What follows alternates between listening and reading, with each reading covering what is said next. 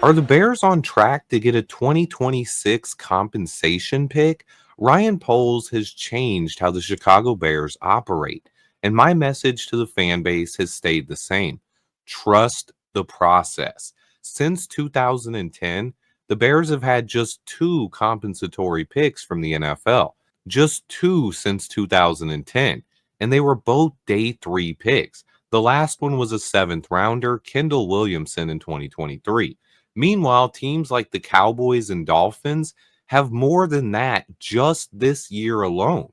The Dolphins got a third, a fourth, and a seventh rounder for this year's upcoming draft. And the Cowboys are getting three fifth rounders and a sixth as well. That's twice as many picks in 1 year as the Bears have had in the last 14. Both the Lions and Vikings are also getting third round compensatory picks this season. These teams accomplish this by building through the draft and not overspending in free agency. This is not only the formula to win in the NFL, but it also rewards you for doing so by getting compensation picks and allowing you to continue building through the NFL draft. Something that has simply not been a part of the Chicago Bears front office plan for the last 20 plus years. Our team has always overspent in free agency. And you have to build through the draft in order to get those comp picks anyway, because your own players have to go through their rookie deals and then leave in free agency. If you don't have good players coming in and out of your roster, you're never going to get comp picks. And now that story might finally be changing. Even in a year where Ryan Poles is going all in free agency and bringing in three of the biggest impact players we've added in the last decade, he still has the comp formula on track to potentially net us another draft pick in 2026. Here's what the Bears need in order to get a comp pick next season. Basically, it comes down to two things: the amount of players the Bears sign in free agency and the amount of players we have leave our roster that get free agent contracts from other teams. Now, something that is important here is some of the players we sign do not count into that formula. Grady Jarrett does not count, and neither do the two trades, the Joe Tooney trade and the Jonah Jackson trade. Those do not count for the comp pick formula. And we've already had Darrell Taylor sign a 1 year deal for over $5 million a season. So he actually cancels out the Dio O signing. Coleman Shelton is also signed back with the Rams, but I do not expect that to factor into the formula. I don't think he's going to get enough money. So basically, if Keenan Allen and Tevin Jenkins both sign for $5 million a year or more, the Bears will be in line to get a comp pick in 2026. So basically, right now we have two players that are on the open market that I believe can sign for more than $5 million a season. We need both Keenan Allen and Tevin Jenkins to sign free agent deals before the NFL draft. Any signings made after the draft also do not count towards the comp formula. So basically, right now, the Bears are in a waiting game.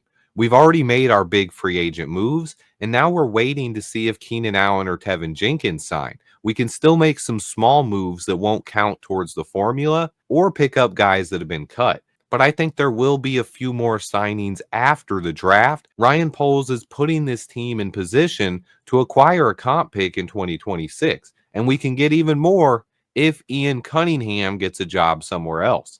Because this is all without mentioning that we will get picks whenever Ian Cunningham lands a GM job. Basically, whenever Ian lands a GM job, we're going to receive back to back years of third round comp picks. This is huge for the Bears, and one of the reasons I've talked about Ian getting a GM job. I believe it's inevitable, and eventually he is going to be a GM in the NFL. Hopefully, it happens next season because I want those comp picks. But basically, Ryan Poles had an incredible offseason here. He predicted that the guard market would be out of control, and rather than paying close to $20 million a year for guys like Will Fries or Aaron Banks, instead he made shrewd trades for Joe Tooney and Jonah Jackson, and then he was able to lock up the best center on the market, Drew Dahlman. And we got Dahlman for less than other teams offered him because he wanted to come to Chicago. Basically, the landscape and the future of the Chicago Bears is changing.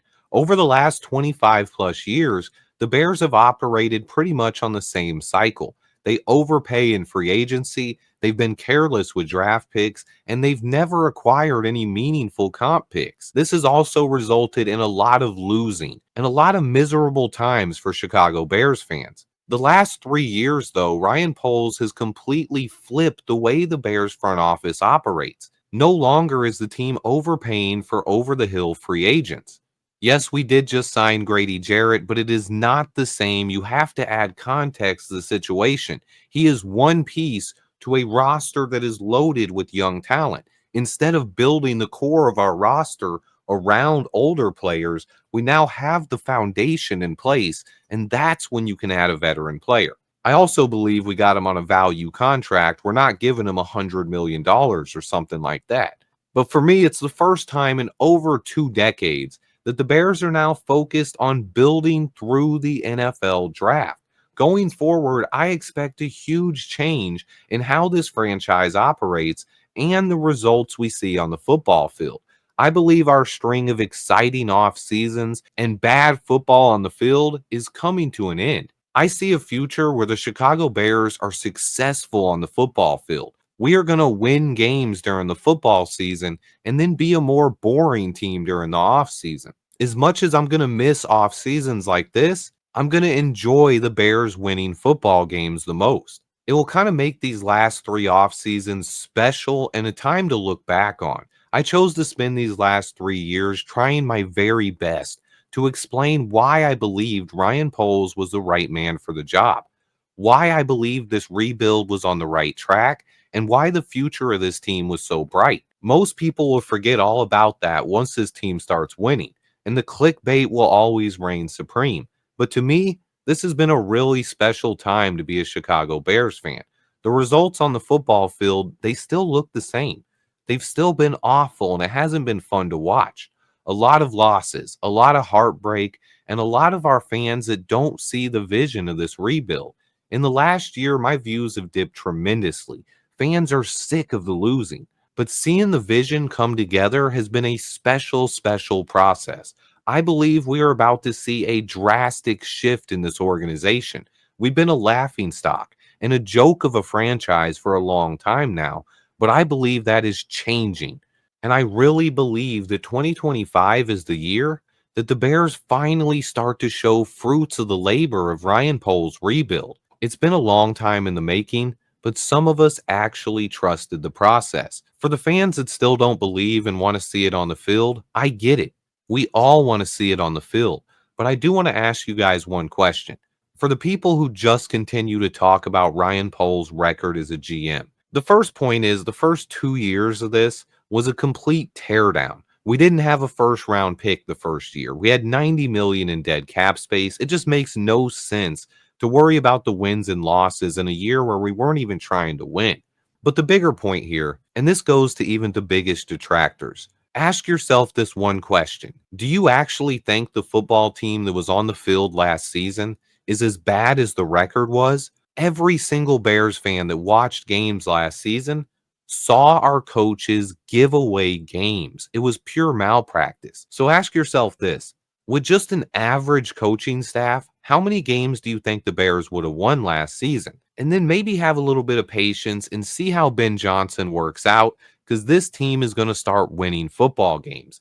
Expectations have changed. I now expect a better product on the football field. I expect us to compete for the NFC North, and I expect this team to be a playoff contender.